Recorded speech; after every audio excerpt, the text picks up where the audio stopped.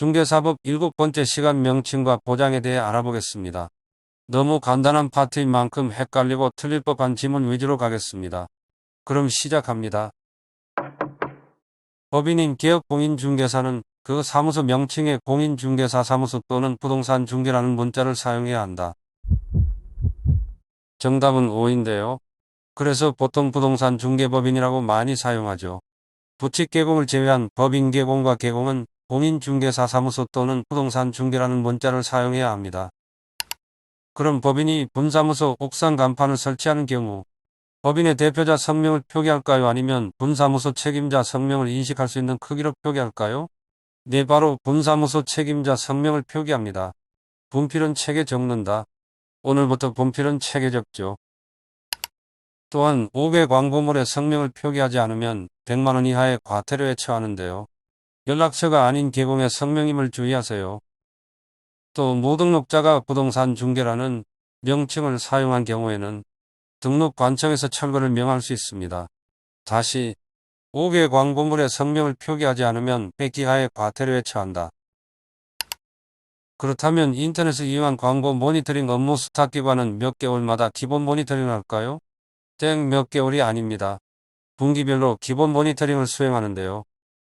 계획서는 매년 12월 31일에 작성하며 매분기 마지막 날부터 30일 이내 결과보고서를 작성합니다. 후에 외국인 파트에서 나오는 매분기 종료일과 구분하셔야겠습니다. 반면 수시 모니터링은 이름처럼 국장이 정할 때나 위반이 의심될 때 수시로 합니다. 업무가 완료된 날부터 15일 이내 결과보고서를 제출해야 하고요. 만약에 위반 사항이 발견될 경우 국장이 500만원의 과태료를 부과합니다. 시도지사 및 등록관청은 국장의 요구가 있을 때는 신속하게 조치를 완료하고 10일 이내 결과를 통보해야 하는 것도 함께 알아두세요.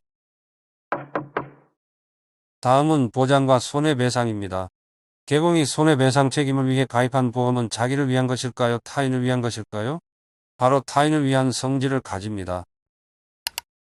개업공인중개사가 보증 설정 신고를 할 때 등록관청에 제출해야 할 증명서류는 전조문서로 제출할 수 있으며 손해배상 책임을 보장하기 위한 공제나 공탁은 업무 개시 전에 하여야 합니다.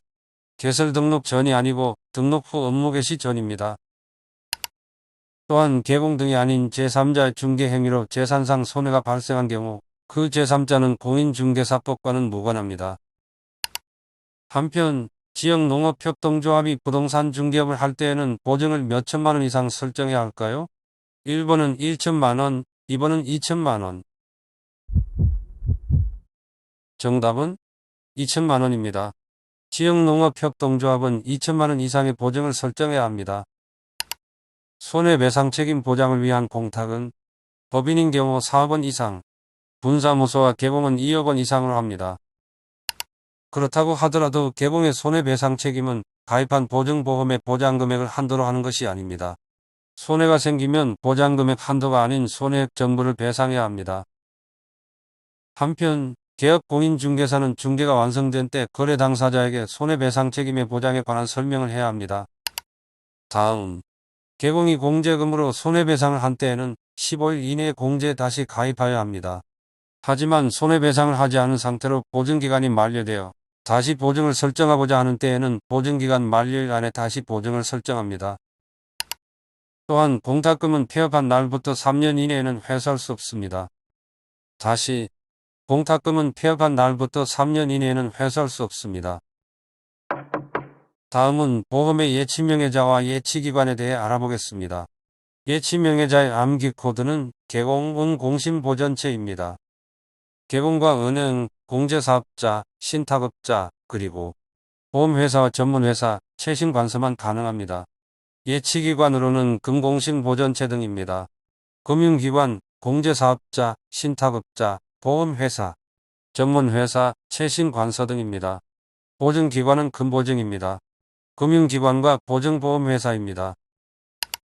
다시 예치명예자는 개공, 공신보전체, 예치기관은 금공신보전체 등, 보증기관은 금보증입니다.